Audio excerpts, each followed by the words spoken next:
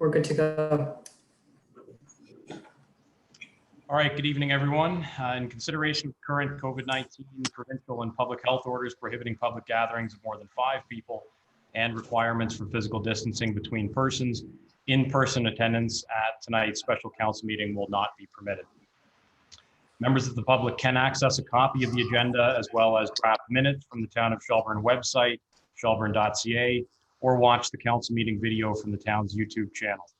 Correspondence related to agenda business may be submitted by email to the clerk at jwilloughby@shelburne.ca, and this document can also be made available in other accessible formats and with communication supports as soon as practicable and upon request. So with that, I will officially call the meeting to order and ask if there are any disclosures of pecuniary interest. Not seeing any, we will move on to the regular agenda. So first up is a report from our planner regarding a zoning bylaw amendment for 600 Main Street East. Good evening, Steve. How are you? Good evening, Mr. Mayor, Council. I'll just give you a bit of an advance warning. We've got thunder outside here and my internet's been kind of up and down. So if I happen to drop off unexpectedly, it's probably the weather. You have a copy of my report in the agenda package, and provides a summary of the zoning bylaw amendment application, Z1702. This was previously considered by council back at a public meeting in 2018. And I have a few slides just to help illustrate the part of the zoning bylaw amendment that is the subject of the current report. Go to the next slide.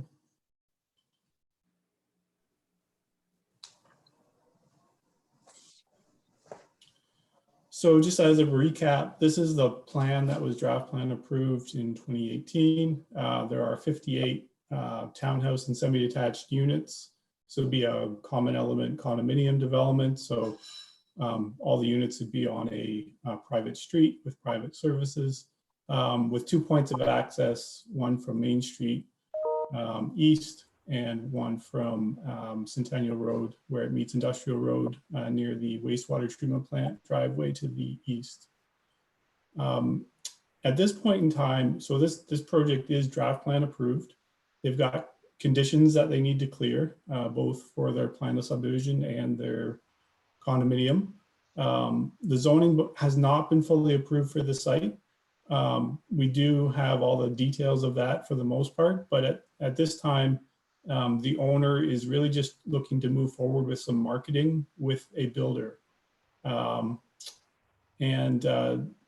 In order to get that started, they've kind of separated the zoning bylaw application into 2 parts. The first part is for a sales center.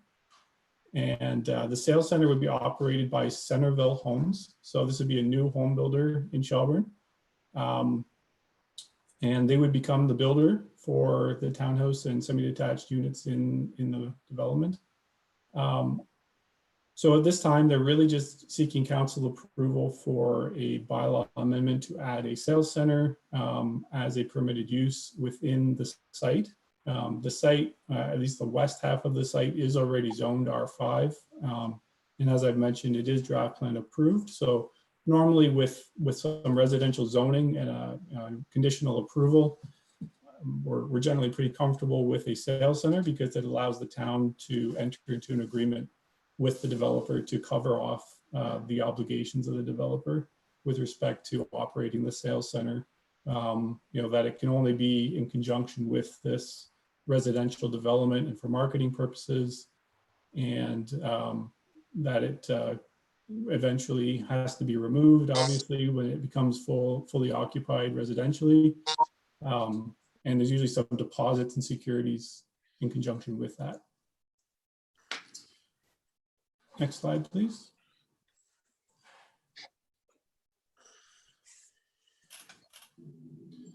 So this is a little site plan just to illustrate the proposed location of the sales center. You'd face towards Main Street. There is an existing kind of informal driveway on the north side of Main Street where they would actually add a formal entrance and a little parking area. There's 8 parking spaces proposed to allow visitors and the real estate agents operating the center to park on site.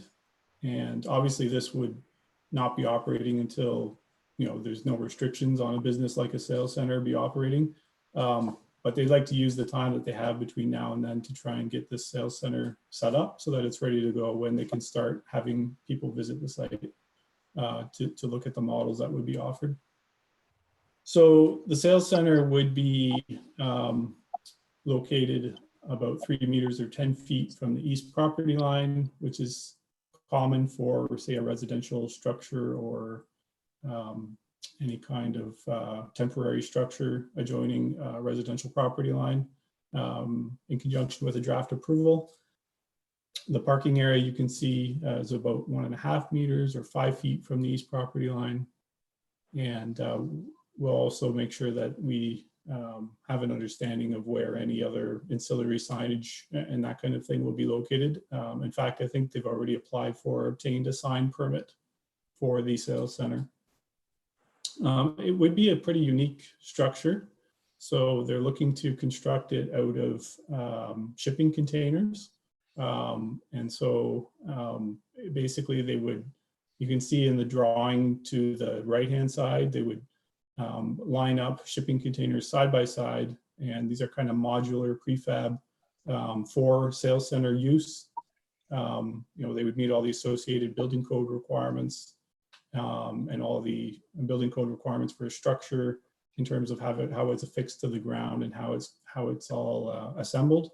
It would be about 5.2 meters or 18 to 20 feet high. And yeah, only 1 or 2 containers on the top level. I asked for a little more detail because obviously this would be something new in terms of a sales trailer or sales center and how it's constructed. So the owner provided an example of where they've done that before. And the next few slides just provide some pictures of that. You can go to the next slide, Jennifer. So this is an example. I'm not sure exactly where this is, but another home builder. It would look very similar to this. I don't think they've proposed one kind of standing on its end like they have here. That's not what's been shown in the plans, but basically you can see how these containers can be reused to make for a decent looking sales center and with some glass added to make it more appealing from the street. And obviously there would be some marketing signage as well, similar to what you see here. And then the little parking area in front. There's a few other angles as well, just as an example. I think there's 2 or 3 other slides with some other photos. And I think I appended these to my report as well. A closer view. This is the left-hand side of the building. You can see how they've screened some of the operating areas. In this case, it actually looks like they have a separate kind of prefab building behind it, but they haven't indicated that would be provided on this one. But just kind of gives you an idea of how it all gets put together and the kind of improvements they make around it with walkways and so forth.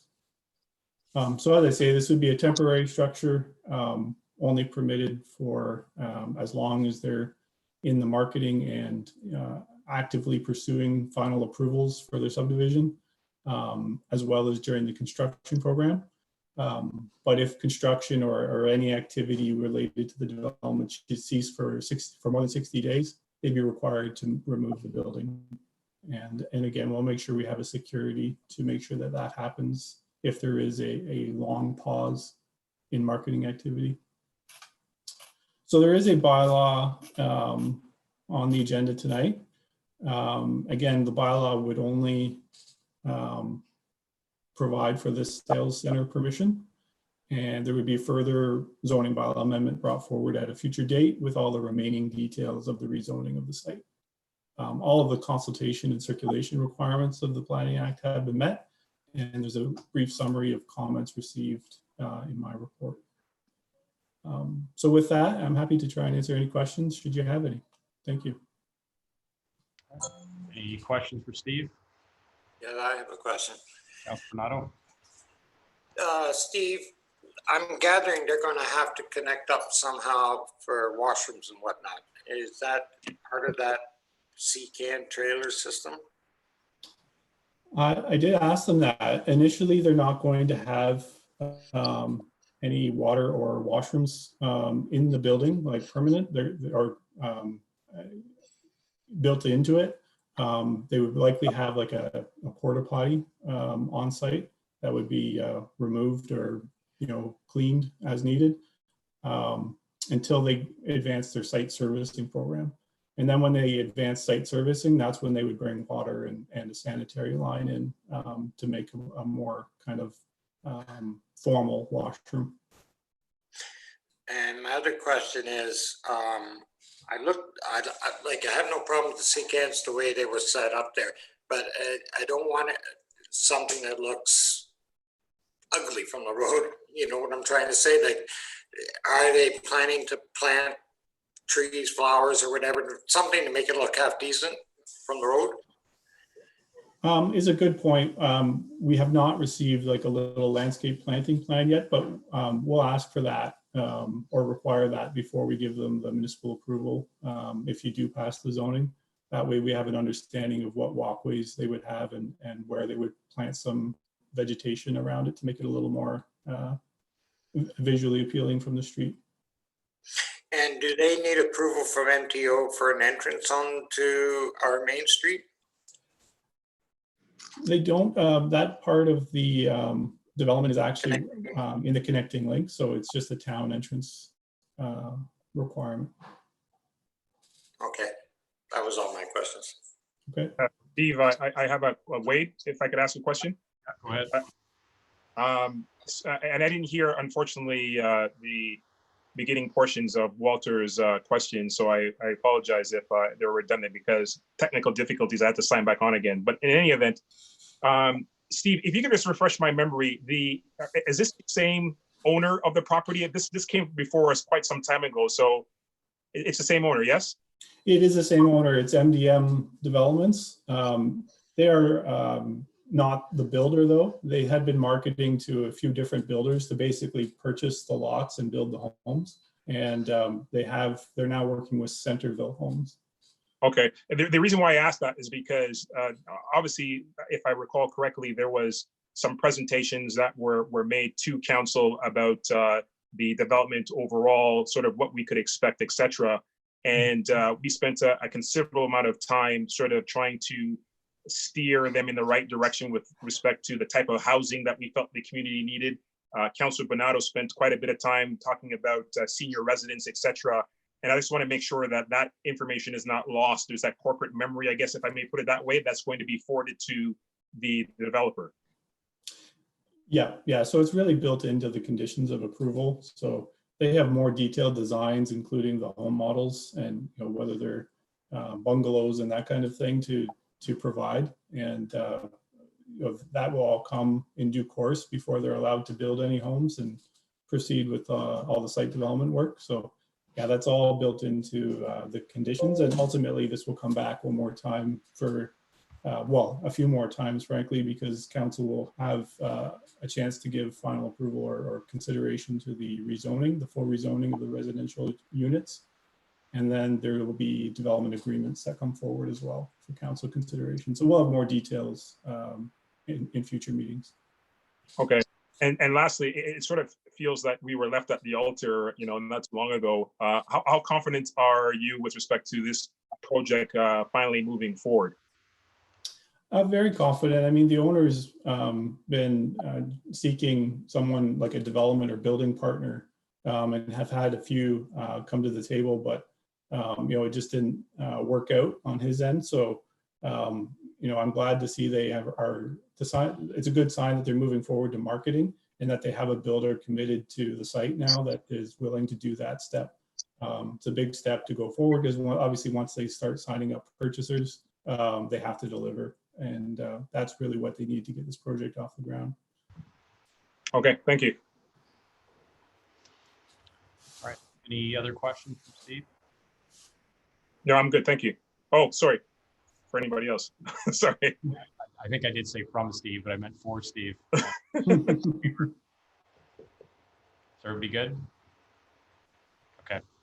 So the motion contained in the agenda reads as follows: be it resolved, the council received report P 2020-05 from the town planner for information, and that leave be given for the reading and enacting a bylaw number 23-2020, being a bylaw to amend zoning bylaw number 38-2007 as amended by rezoning the lands known municipally as 600 Main Street East in the town of Shelburne from residential type 5 R5 zone to residential type 5 exception 9, so R5-9, as shown on Schedule A1 to the bylaw.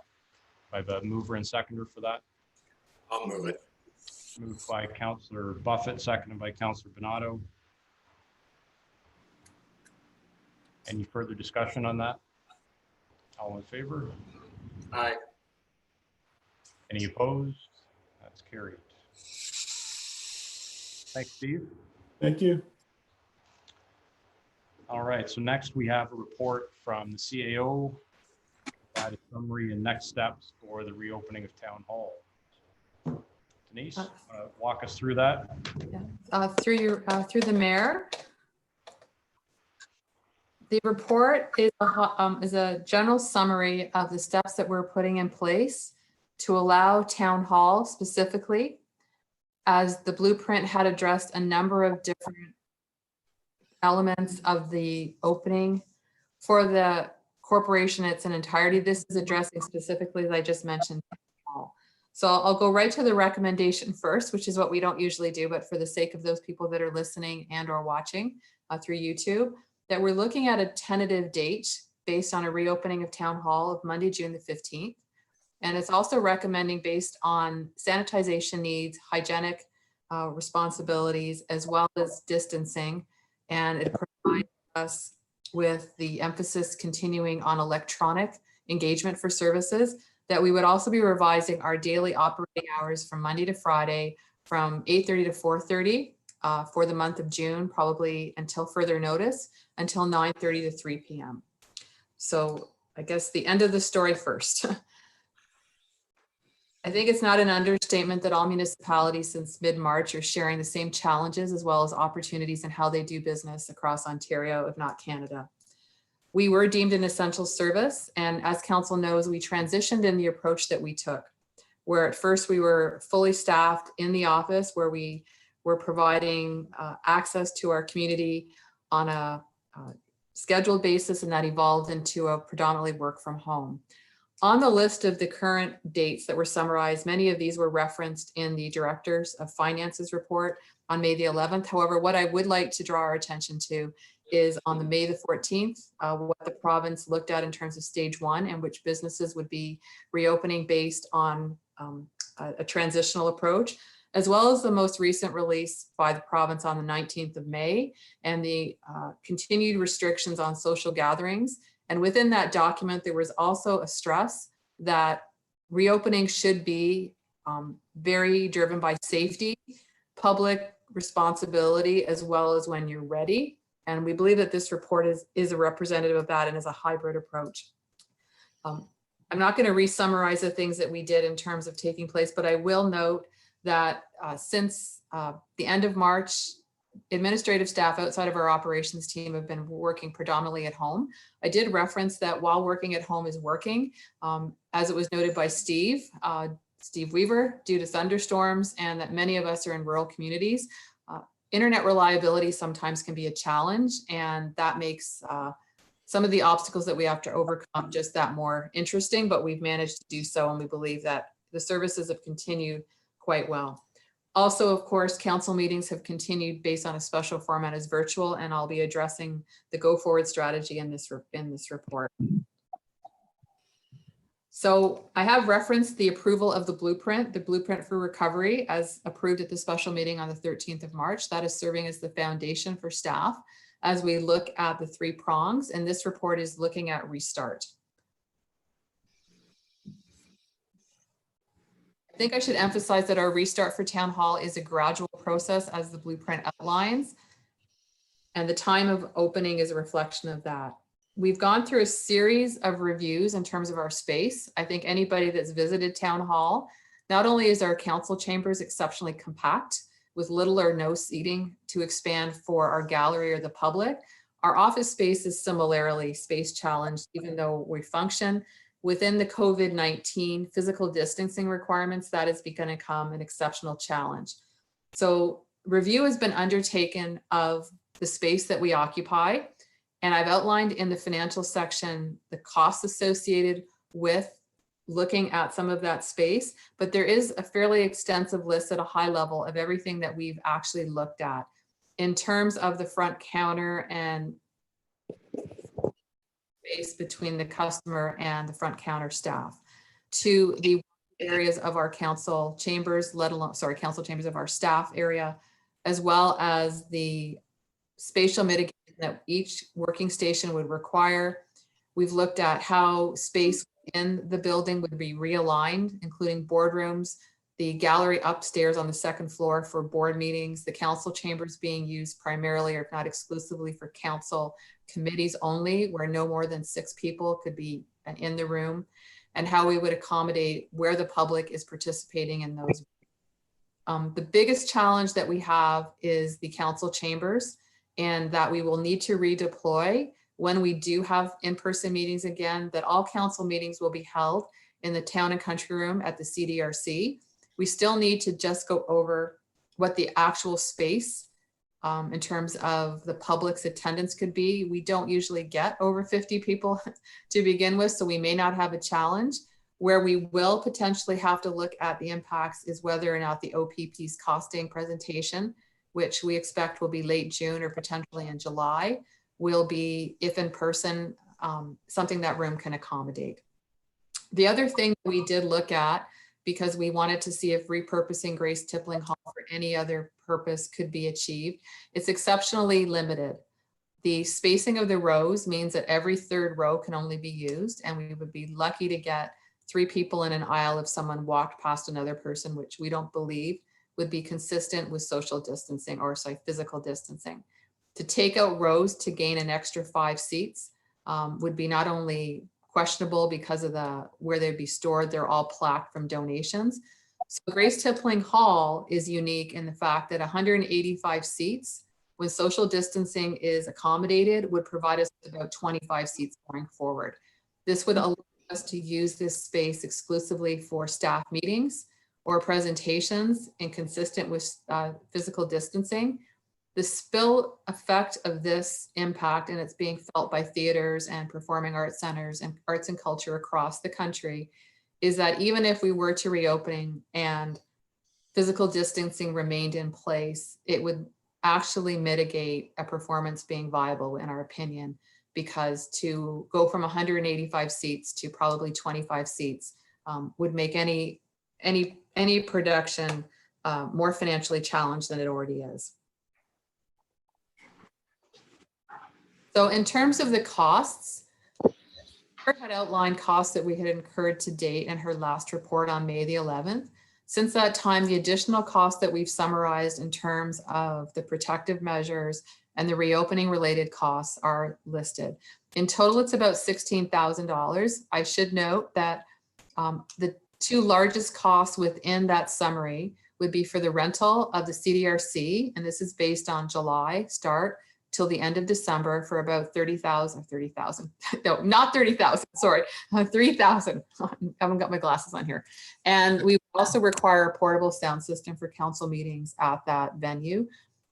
The system that we currently have at Grace Tippling Hall is not portable, and it's not something we would want to move on a regular basis. The advantage of buying a portable sound system is that we have it for future needs, and it wouldn't be a lost or a sunk money. It could be redeployed for other uses. The other issue that we've identified that we feel is critical, and this was in consultation with police services, and this is another large cost when you look at the $16,400 estimate, is that we believe, similar to many businesses where there's controlled access, that having a greeter, and we believe that one of our crossing guards will actually, or 2 crossing guards will serve in this capacity, is to make sure that we don't have more people than we can accommodate within our small lobby, whether it's at the police station side or at the town hall side. So that's a cost of about $3,200 all in. And then we've also looked at the PPE in requiring our staff to wear it when they are in any contact with somebody and can't practice physical distancing, because we will still continue to meet with the public. And I've footnotes on what the two larger costs are.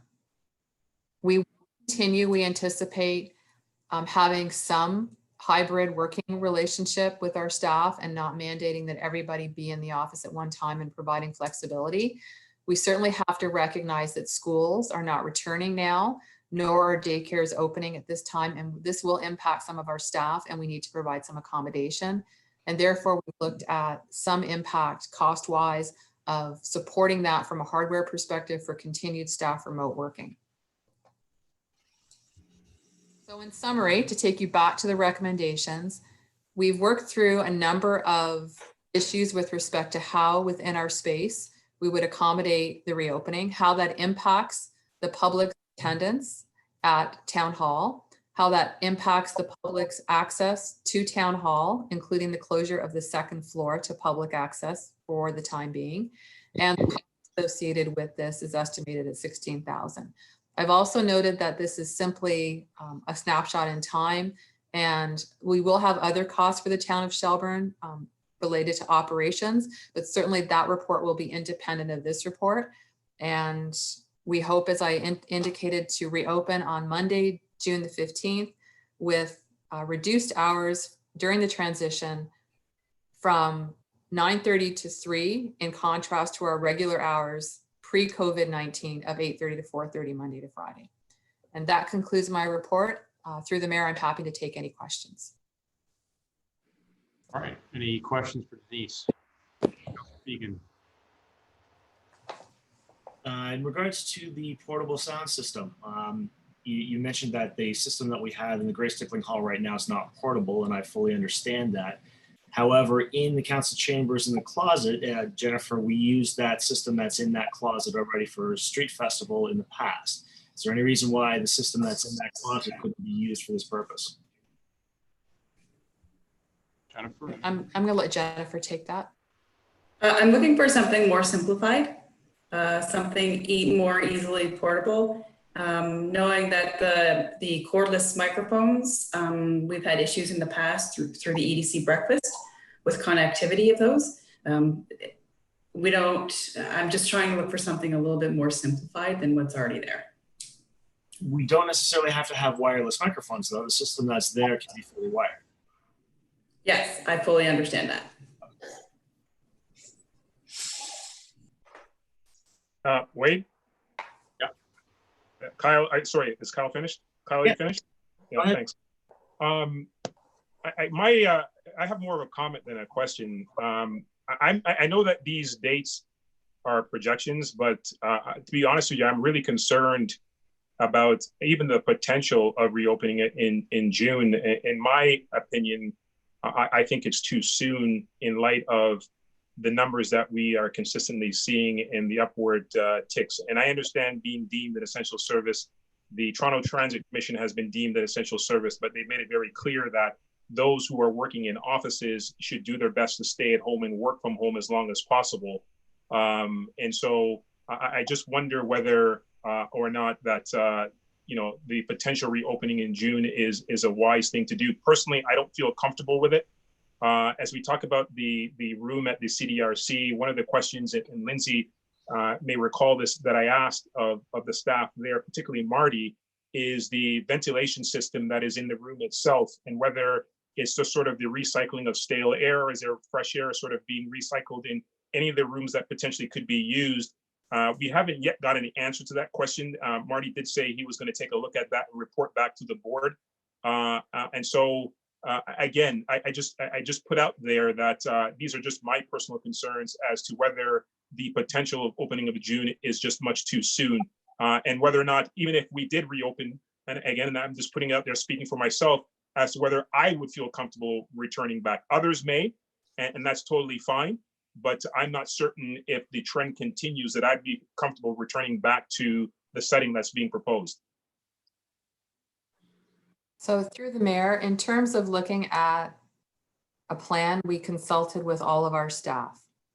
And the date that we set is tentative only. It was certainly, this report was written before the latest information from the province that there was an upward trend again due to, I guess, maybe social distancing or physical distancing not being, I guess, complied with for whatever reason. Again, if the timing is not appropriate, we'll certainly look at other dates, but we thought it's really important to at least have targets, which can be built upon in terms of your planning and your costs. Post June 15th certainly is not a problem. We're functioning at home. There are certain things that our staff currently have to go in to do because they physically can't do it through systems when they're printing bills and doing those mailings. So we still, while we've been closed, we've put in place a protocol that we try to have no more than 2 people in that office at any one time. And that schedule is published within our staff team so that people can coordinate with one another. We know that our colleagues are all looking at reopening, and unlike us, they haven't set a tentative date yet, but I expect in the future, some people will start looking at dates. And I agree that in the future, some dates should be considered. And again, I appreciate and respect the fact that these are tentative dates and they were done prior to the latest upward trend. And so I guess my point is now that we are now aware of what the upward trend is, and I know that the province, and just in the press conference that was just done today, that they're curious to see what the numbers are going to be since the slow reopening of the business, which I could only imagine is going to be up considering what we saw. If that continues, and we know that it has risen, should we be pushing back that tentative date, understanding that it was chosen before the latest results? Denise. Certainly, whatever council feels is appropriate. I can let you know that staff has tentatively supported this date, but again, this was pre the increase. We're looking at Mondays. So I think just the public knowing that we're looking at reopening and the protocols under which we will put in place is important. The date can move and, we could tentatively push that off by another week or 2 weeks. What I don't want to do is put the date in place and then come back and make it earlier, because right now we're also struggling with staff of having no vacation during this period and trying to get people scheduled. So that would be my only caution, is that if we set the date that we don't, because the province changes its mind, similar to what we dealt with Fields. There was very short notice with respect to parks reopening last week, where many municipalities, including ourselves, were scrambling to adjust. So we just wanted to be ready in case the province suddenly says offices should be reopened on a Thursday for Monday. So I guess, Wade, maybe there should be a discussion amongst council as to whether, in light of the information that we've received by way of the upward trend, whether June is premature, again, in light of the evidence that we faced. And so I personally, if this continues, I don't see pushing it back an additional week in June making any significant difference. And I guess I will state for the record that if the trends continue, I will not be showing up at Town Hall if that's in fact the case. But anyways, maybe it's a discussion that we should have as to whether we should hold on to that date or push it back. So Denise, correct me if I'm wrong, but the date of June 15th was tied to the latest extension of the provincial emergency orders, right? Which are now extended to May 29th. Yes.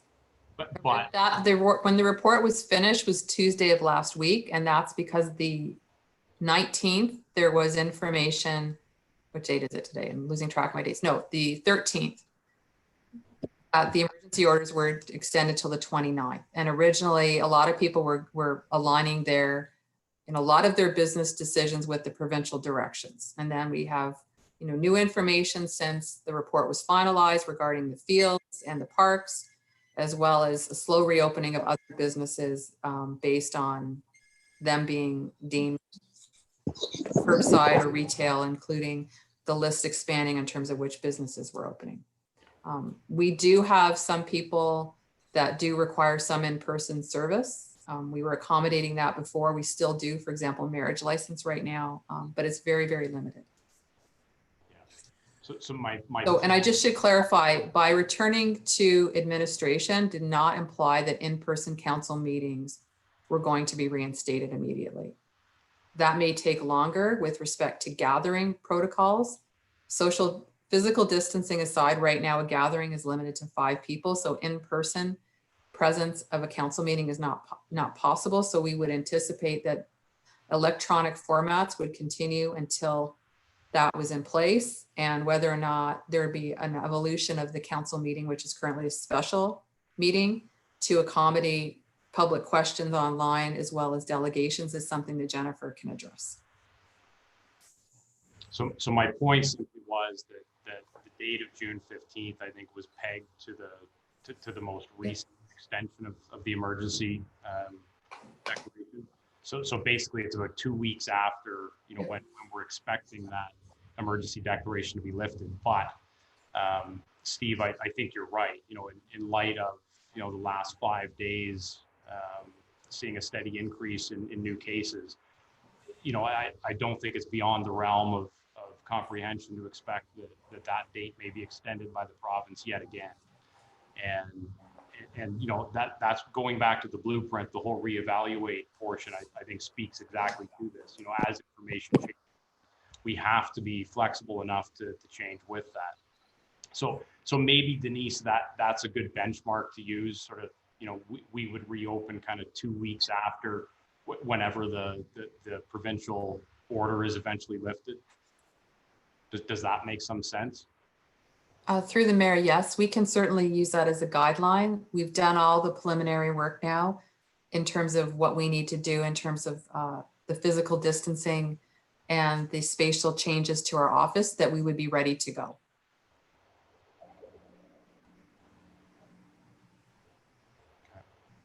Which means we would remain closed until further notice at this time. Yeah. Councilor Bernardo? So the only comments I would make to what Steve, Deputy Mayor, said is that this is just a blueprint to work forward. It doesn't say specifically when councils are going to meet. All it is presenting what the costs are going to be and a potential date for the town hall itself opening. So I don't have any issues with anything that's there at this point in time. And we're still following the provincial directives. So, I mean, as far as I'm concerned, with the upward tick, when the province is going to extend the order or not extend the order, I agree with our CEO. We have to be ready. We can't be caught short. If they don't extend the orders and the numbers are, not bothering the province, then, we have to be ready to open town hall. Other than that, I don't have an issue with what's there. I think it's a blueprint for, whether it opens on June the 15th or it opens on August the 20th. It doesn't matter. It's just a blueprint to get us to whenever the date that we can open. Just looking at the draft resolution contained in the agenda, the second portion of that speaks to the revised hours of public access. And maybe what we should do is just add in the word there, tentative. So revised tentative hours of 9:30 till 3, Monday to Friday, effective June 15th. But recognizing that's a tentative date, having regard to the provincial emergency order.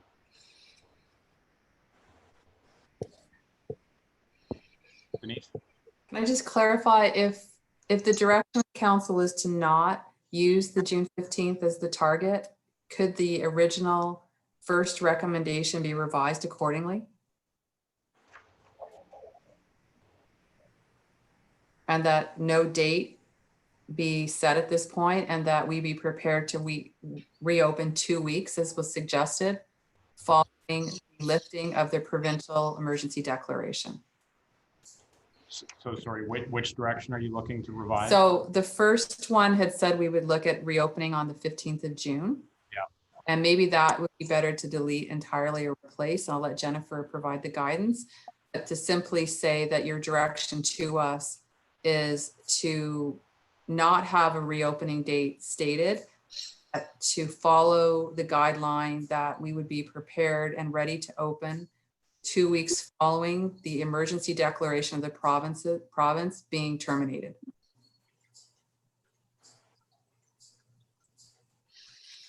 Okay. The only thing is if the province terminates it next week. Jennifer? Just one other thing, if the province continues to hold the emergency declaration for another year, I'm just going out there. If that emergency declaration is in place for another 12 months, it's hard to. Yeah, I mean, personally, I'm okay leaving June 15th there as the target date, based upon the fact that we're still looking at May 29th as the expiration. Now, again, that may well change. But I'm okay leaving it as a tentative target date, as long as we sort of make it known that is subject to change if the province does decide to extend that order again. Denise? So our next council meeting is June the 8th. So certainly we'll be able to provide an update at that time, whether this date remains in place, or if all the other issues that are being addressed by the deputy mayor as well, whether that date gets pushed out.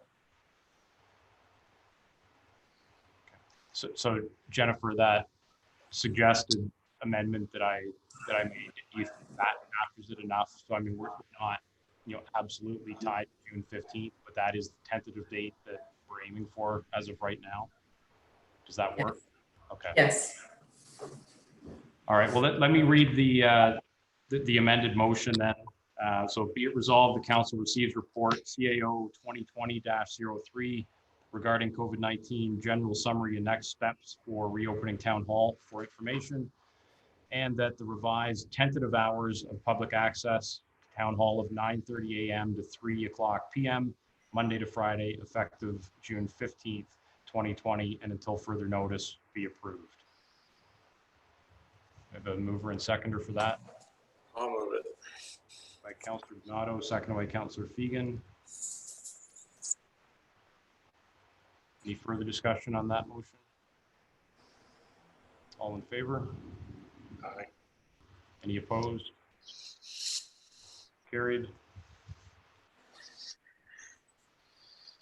All right, so next is report from the CAO revisiting the field rental relief. Okay, through the mayor, staff at the last meeting, myself, made the suggestion that as part of the financial relief program, the second phase, the council might want to consider providing some relief to the field users. We were aware through the meetings that they were struggling with the process and the impacts that COVID-19 was having to the organizations. Additionally, we had already, in response to the first emergency declaration and the direction of the province, suspended all the rental of parks, including sport fields, until the end of June 2020.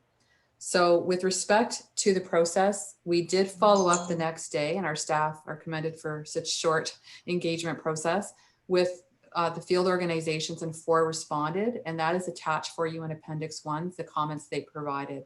The general feedback was that they would benefit from any kind of relief. Not all relief would be immediately provided to the registration, whether it's parents or adults, given that some organizations have lost their sponsorship, which means that sponsorship money that would be used to help the organization be sustainable for their fiscal year was being lost.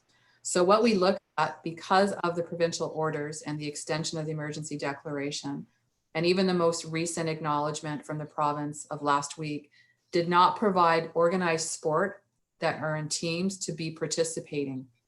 Additionally, there's no guidance currently that we're aware of from the provincial sport organizations, which many are reporting up through in terms of their organizational structure, to meet the physical distancing and how they play their sport. So instead of providing relief at this point, the report recommends that reconsideration of relief be looked at in August or September, because the field groups will then be either practicing or playing or possibly not, where there could be an actual suspension potentially all of 2020. The costs associated with field organizations for the month of June was a loss of about $6,000 in field rentals that would not be achieved. The total budget for field rentals in 2020 is $16,000. So the difference between those figures is approximately $10,000. I will note, as it says in the report, that there's no guarantee, depending on what direction field organizations must follow, whether provincially or through their provincial sport organizations, and physical distancing requirements, whether any will actually even be able to play in 2020, or possibly they might be able to play in fall of 2020, which significantly restricts, other than adults, those that would be utilizing our fields.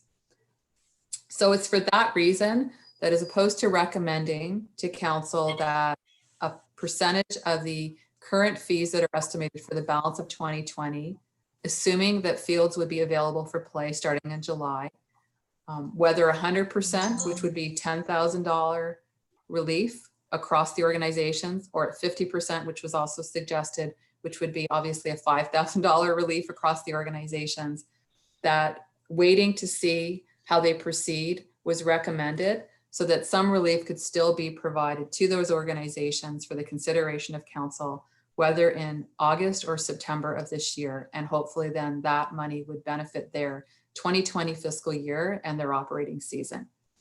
That concludes the report, and I'm happy to address any questions through the mayor. Are there any questions for Denise? So the recommendation at this point basically is we hold off until either late summer, early fall to reevaluate it. I mean, the key in my mind is, you know, the 10,000 that we're looking at really is sort of an estimated number, because I mean that number quickly could become zero if none of the organizations, you know, actually decide or are permitted to have any sort of season whatsoever. So I just want to make sure that, you know, not everybody's counting on definitely collecting $10,000 in field rentals at the start before any relief's being offered. But so, you know, we could either make a decision now or wait until the fall.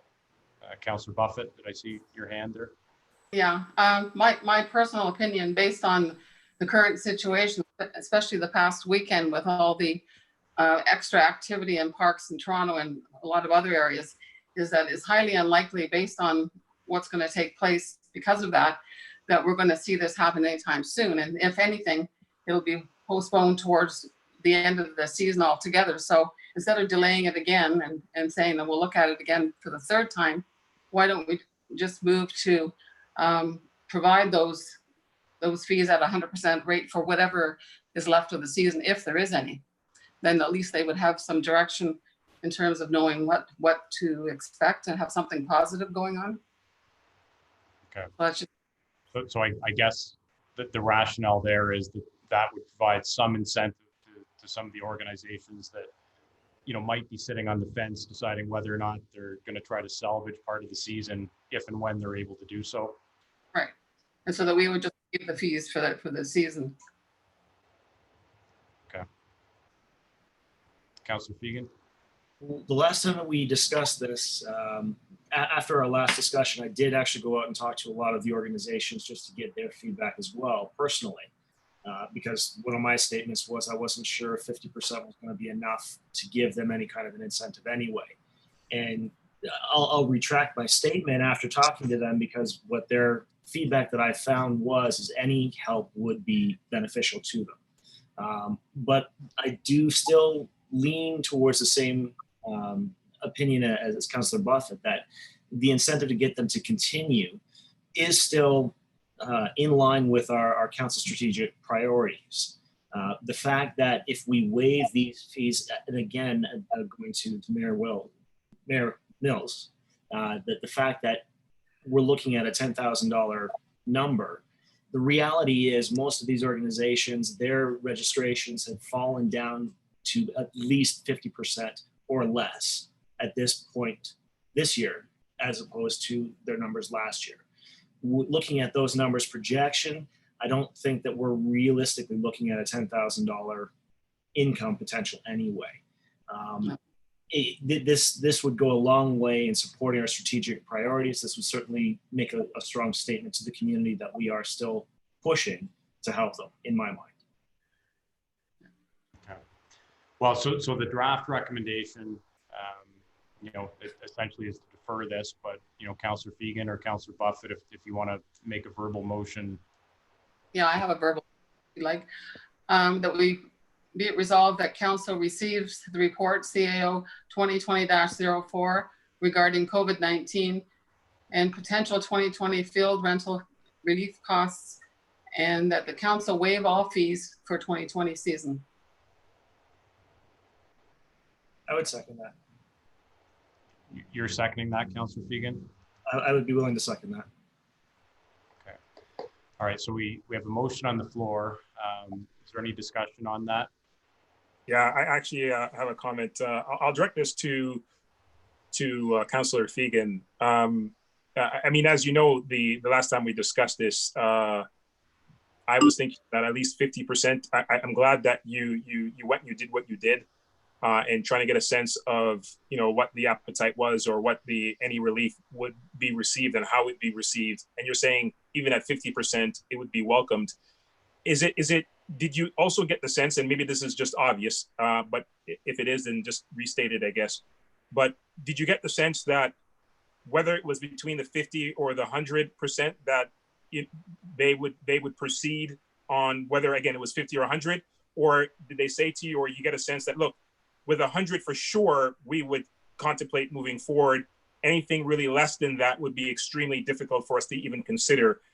That would help me with respect to maybe shifting from the 50 to the 100%. Now, whether you went that deep with your sort of questioning or trying to get some feedback, I don't know. But if you could provide some insight into that, that would probably help me. Sure. In response to that, it's very difficult to go from, I mean, the two choices you gave me there are polar opposites and extremes, realistic. Fair enough. So do I have a sense, did I go that deep? Not actually physically, verbally, no. But the sense that I got was that any relief that they got, they would be thankful for, but they would still struggle. The sense that I got was that they're really wondering if they're going to be able to move forward. The 100%, they would absolutely push for. There's no question in that. The 50%, they would push, but they would still have a question in the back of their mind. What the sense that I got. Mm-hmm. Okay. All right. Thank you. Denise? Through the mayor, I just want to point to the report, and while I said we heard back from 4 organizations, 3 specific questions, and the responses were all attached in Appendix A, were the following. Would your organization benefit from the waiving of a percentage of the fees? The second question was, if relief was provided to your organization, would you reduce or refund some of the registration fees to your users? And the third, if it was not used to reduce registration fees, how would it be used? In all instances, all organizations responded that they would be benefiting from a waiving of a percentage of the fees. Mm-hmm. Mm-hmm. I mean, I'm inclined to support the motion that Councillor Buffett's put forward, because honestly, I do think that the $10,000 mark that we're sort of looking at as a potential revenue source is not realistic, given the fact that many of these groups will not be starting, as of July 1st, if at all. The only thing that I think I'd suggest, and Councillor Buffett, if you're willing to entertain a friendly amendment, is to put some limit on that for certain user groups. So, so we're waiving fees. I'm fine with that portion, but I think that should only be applicable to the existing user groups that are regular renters, so that we don't have an influx of user groups from other communities, for example, trying to rent or use our fees free of charge. Yeah, I would agree with that, because that's really basically what we're dealing with right now, is the groups that we're talking about. So I guess, Jennifer, question to you is that language solid enough? Like you have a list of existing user groups? Okay. So if we're just, or if you're willing to amend that motion slightly to say we're waiving for the 2020 season for existing user groups. You're okay with that? Yes. Councillor Fegan, are you okay with that as? Sounds absolutely reasonable to me. Any other discussion on that? Okay, call the question then. All in favor? Any opposed? Motion's carried. Okay.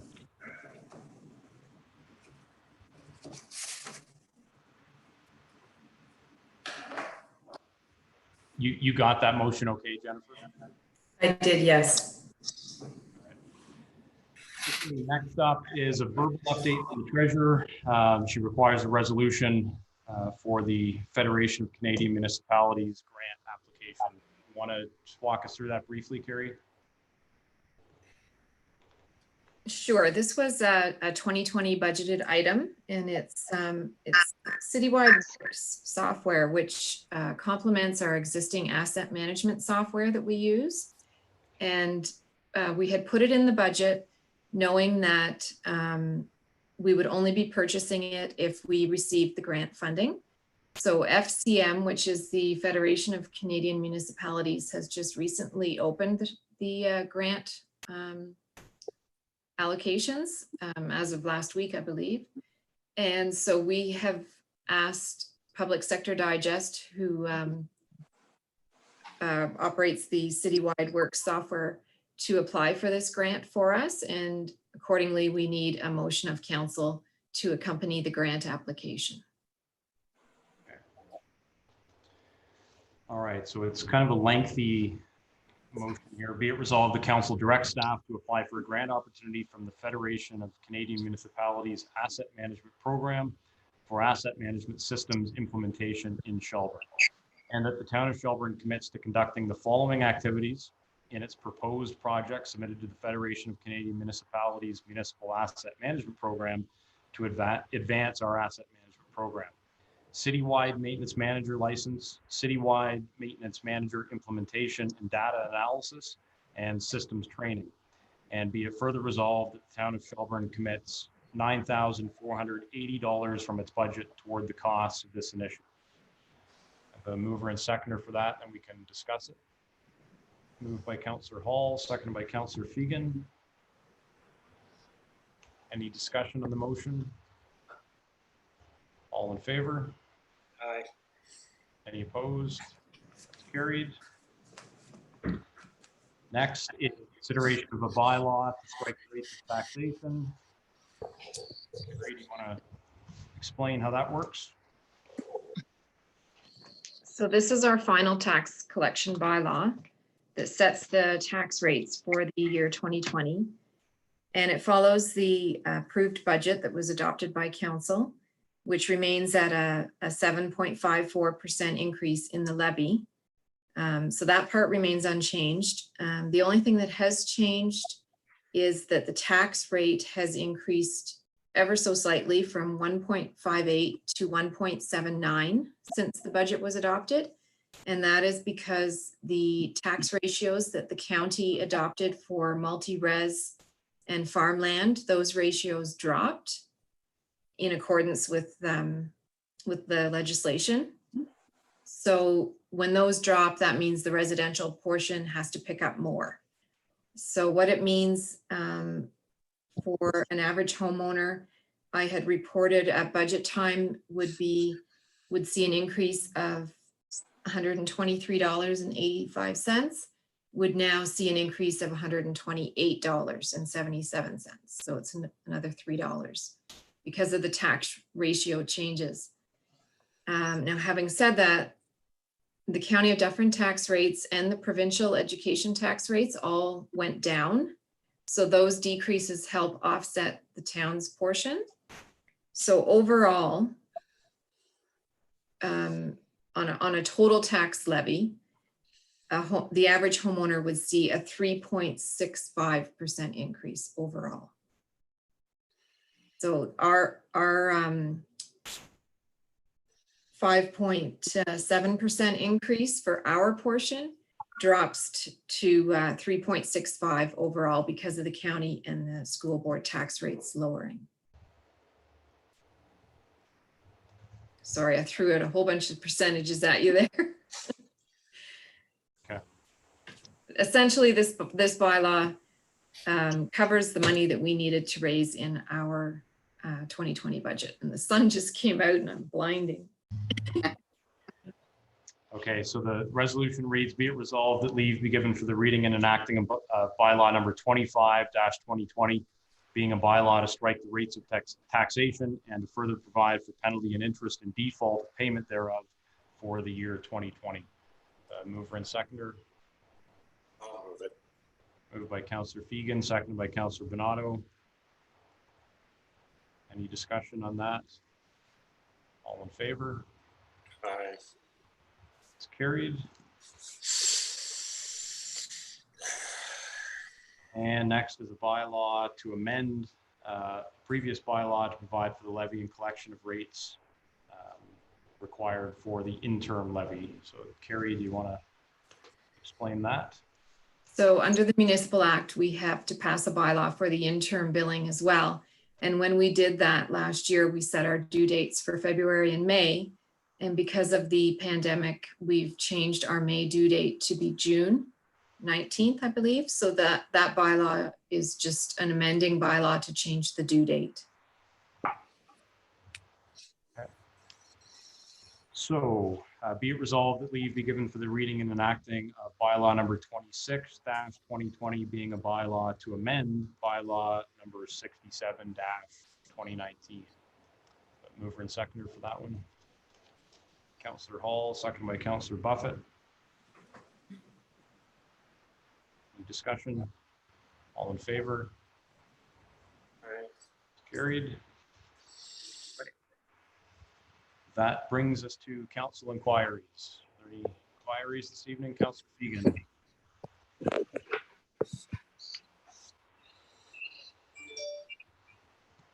Thank you. Oh, there we go. Okay, I just wanted to bring forward to council, let everybody know on an initiative that I've been working on. As everybody knows, Canada Day, unfortunately, the festivities had to be canceled a few months back.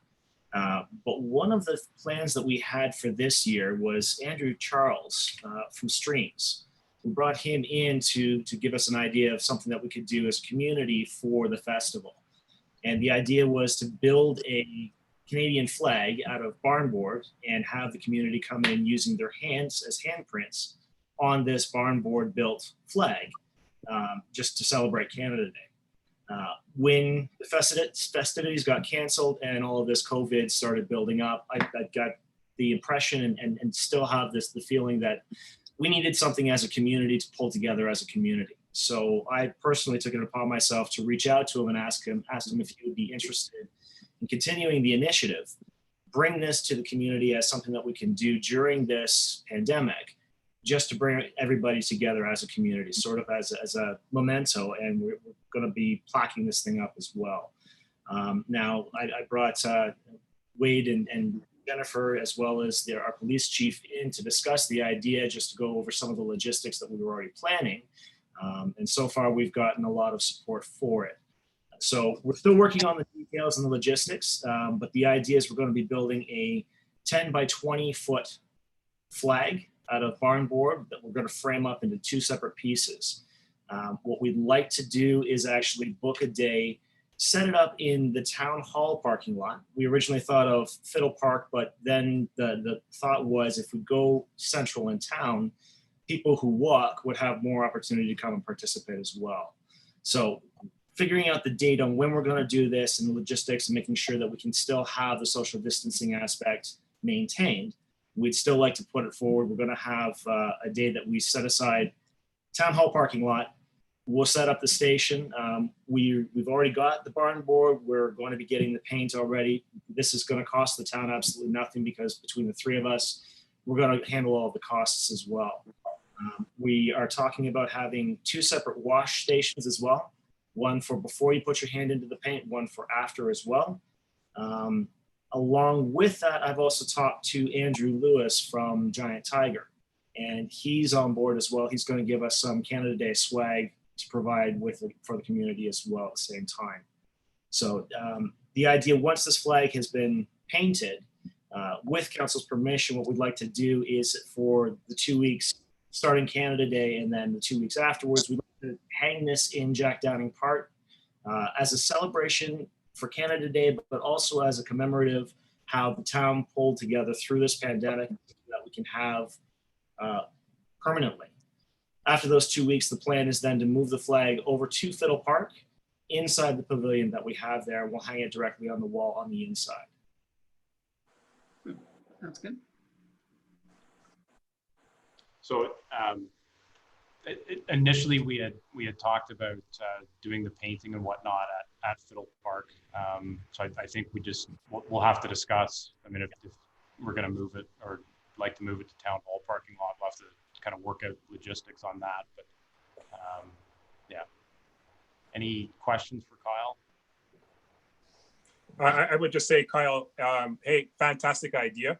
And I think as long as you could just ensure that safety protocols are met, I certainly think it'll be something for the town to remember, especially when we pull through it. So kudos to you and your team for coming up with this great concept.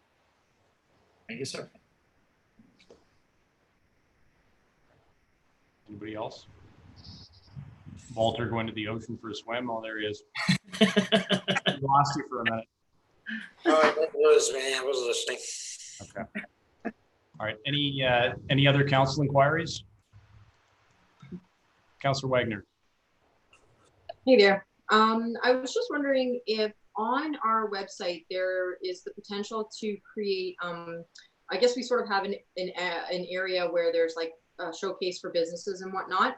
But I was wondering if there would be a possibility to create an area for our young entrepreneurs that are in our town, where we could maybe sort of showcase, their businesses or their endeavors. I don't know if you would put an age of like 20 and under or something of that nature, but if we could sort of create a little area that shows people when they come on to the Shelburne website that, hey, this is what our young folk are doing in our town as well. And that might allow some people to know that they exist and support them. Okay, so more or less like a classified listing of, here are the services or whatever available. Yeah. And it would be sort of under its like own heading as, maybe you could have a catchy title or something like, Shelburne's young entrepreneurs or whatnot. And it would sort of have a listing of them within our town. And that way people can be like, hey, cool. Like this is what the youth of Shelburne are doing. And this is, let's support their small businesses too. Okay. The business working group has a meeting tomorrow afternoon. Carol Maitland will be on that call. So if you're okay, I'll mention that to her. I mean, she's the one that's sort of orchestrating that. That would be awesome. Behind the scenes. Thank you. I think that's a great idea. Okay. Any other inquiries? I just had one, just a quick question rather, for Jim. How are we making out with the street light issues? Through your worship, we were trying to get the contractor in there today. I didn't hear back from them late this afternoon, but they did plan to be in today or tomorrow. To have that many streetlights go down with photocell issues just seems unusual. So I think they're inadvertently left in a test cycle. So they're from their last servicing, which was very recent last week, that they were just inadvertently clicked on. So it's likelihood going to be a very easy, quick fix for it. Great for green energy or for hydro usage, but it doesn't cost us any more on the billing because it is a flat rate that they're rated on. They rate them by how much darkness you have when they're actually on. So if you do have a photocell fail, you don't necessarily pay more for it. But in the interest of conserving energy, we do want to get them adjusted or repaired as quickly as we can. Okay, great. Thank you. All right, last call for Denise. So staff is also going to post something on Facebook tomorrow morning to provide the public with general information on what happened and why, and that there's no cost associated with this. Great. Okay. If nothing else, we will move on to communications. So there's 5 items of communication there. Anything that anybody wants to pull out? Just a quick question, Wade, if you don't mind. This is either for Walter or Shane. This is regarding the fire board report there. There was just something that caught my eye there. There was reference to an engineering report. It seemed like that item may have been removed. If somebody could just tell me quickly what that report was about, or The engineering report was on the fire hall itself, whether it could be expanded upwards or not. And the simple answer back was no. So we have no chance of actually expanding because of the limited amount of property we have there. So if the fire hall is to be expanded in any format, we'd probably be looking at additional property somewhere else. okay, thank you. All right. The motion be it resolved, the council receives items listed under 8.0 communications for information. Mover and seconder. Councillor Fegan, seconded by Councillor Buffett. Any discussion? All in favor? It's carried. Be it resolved that leave be given for the reading and enacting of bylaw number 27-2020, being a bylaw to confirm certain proceedings of the Council of the Corporation of the Town of Shelburne for its special council meeting held May the 25th, 2020. Moved by Councillor Hall, seconded by Councillor Bernardo. All in favor? It's carried. And just before we adjourn, for the meetings going forward, there was some interest expressed that in pushing them back a little later now that more and more people are working. Does anybody have a preference, 6 o'clock versus 6:30? I like the 6:30. Our regular time? Yeah. I agree. I should be able to accommodate that, yeah. Does that work with staff too? All right. Tonight we had already booked Steve Weaver for the 5 o'clock ones. We were kind of stuck with that, but going forward, we'll at least revert back to our regular time slot. So with that, be it resolved that we now adjourn to meet at the call of the mayor. Moved by Councillor Hall, seconded by Deputy Mayor Anderson. All in favor? He knew he was going to get called anyway. Period. Thank you all. All right, guys, take care. Everybody stay safe. Take care. Bye. I'm going swimming.